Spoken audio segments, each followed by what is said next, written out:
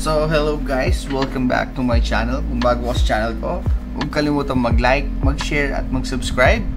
Siyempre, click the notification bell para sa next video natin or updated ka sa ating mga video. So, for today's video, magre-review tayo ng Casio AQ230A Tiffany Blue.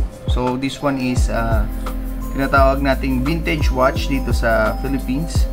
Ganito po ang vintage watch na design ni Casio. So, hindi ko naman sinasabi na 1980s pa siya gawa or 1970s. So, ganito lang yung mga design ng vintage. So, we have the module here. Module number is 5154. At ang kanyang model is AQ230A-230A-2A. So, bawat dulo po niyan or bawat letter is iba-iba. Meron po kasi siya iba-ibang color. So, hindi ko na sinama sa video. Meron tayong white dito. White dial. Meron tayong black. Meron tayong icy blue. And we have the Tiffany blue. Yan. And the module number is 5154. At meron siya ditong warranty card. So, warranty card is pwede nyo po siyang i-avail sa Casio, any Casio service center. Yan. Nandito po ang kanyang mga different language po ng kanyang warranty. So, pwede rin po kayo magpa-warranty sa amin dito sa aming shop. Yan. Google Map nyo lang po ay 1TBT Moto. Yan. Ilalagay ko po yan sa description. Pati po ang aking Facebook page.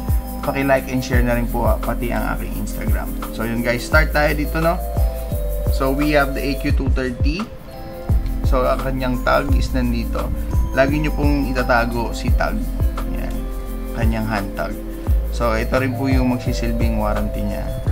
And meron din po kaming binibigay na warranty card bukod po dito sa Casio na to.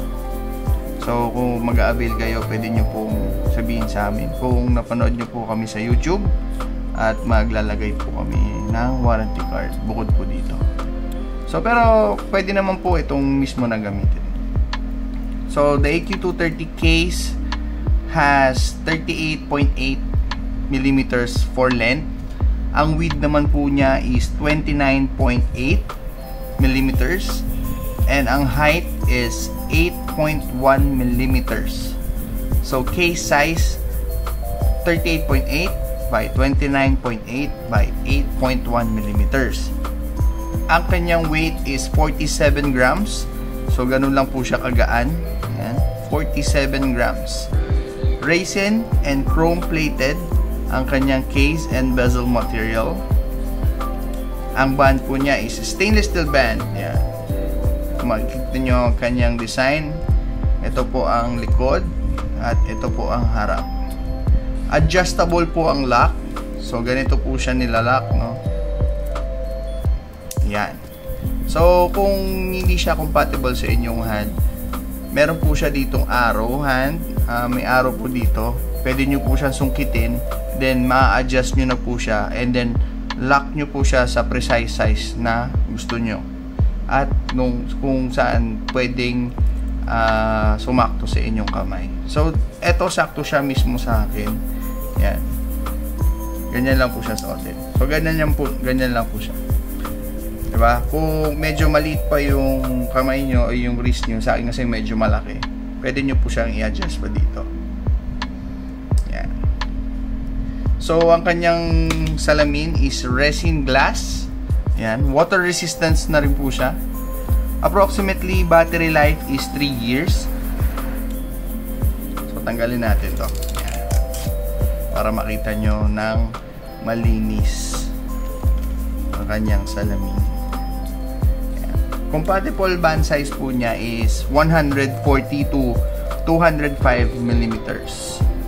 So, it has a dual time. Yan. So, yung kanyang digital, naka-dual time na po siya. Pwede nyo po siya ilipat dito for stopwatch. Dito po sa button sa taas. Second is the PM time. Yan. Nag-auto adjust po siya pag AM and PM. So, this is the hour, minute, and the second. So, this one is the date. This is the date and day, and then the mismong day. Yan. So alarm, kung nag-a-alarm po kayo, this one, you can set this one as alarm. So yan. So this one has a stopwatch. So naano ko na kanina. Then meron siyang daily alarm. Auto calendar, 28 days for February. Yan.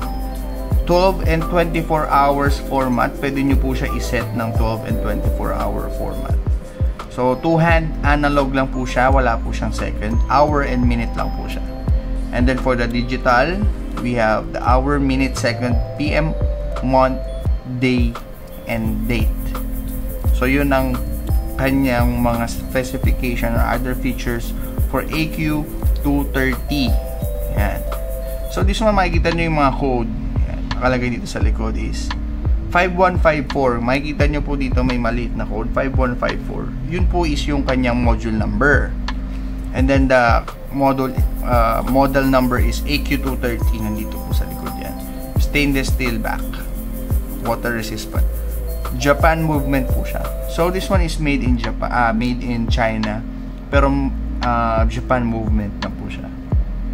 So if you like to order, pwede po kayong mag-PM sa aking Facebook page, Mang Watches, or you can direct here in my shop. Google Map nyo lang po is 1TBT Moto. So Instagram, Facebook page, and our location will be posted in our description. So, marami rin mga nagtatanong kung paano ba malalaman kung fake or original. So, sometimes kasi medyo mahirap hanapin yung pagkaka-identify nila kung ano yung fake and original. Kadalasan po kasi ng fake is medyo magaan talaga siya. At mahalata nyo sa kanyang stainless na talagang nagpe-fade. Pero may mga fake na rin po ngayon as of now na hindi na rin nagpe-fade. So, kaya ingat po kayo sa mga nagbebenta ng fake. Yan, kami po is original lang po ang aming binibenta. So yun lang guys, huwag niyo kalimutan mag-like, mag-share at mag-subscribe para kita-kits tayo sa next video. Follow nyo rin po, click the notification bell para mag-notify sa inyo ang aking next video. We will have more videos of watches as of now. Marami pa tayo re-review watch. So kung gusto nyo bumili, PM lang po kayo. Kita-kits po tayo. Peace out.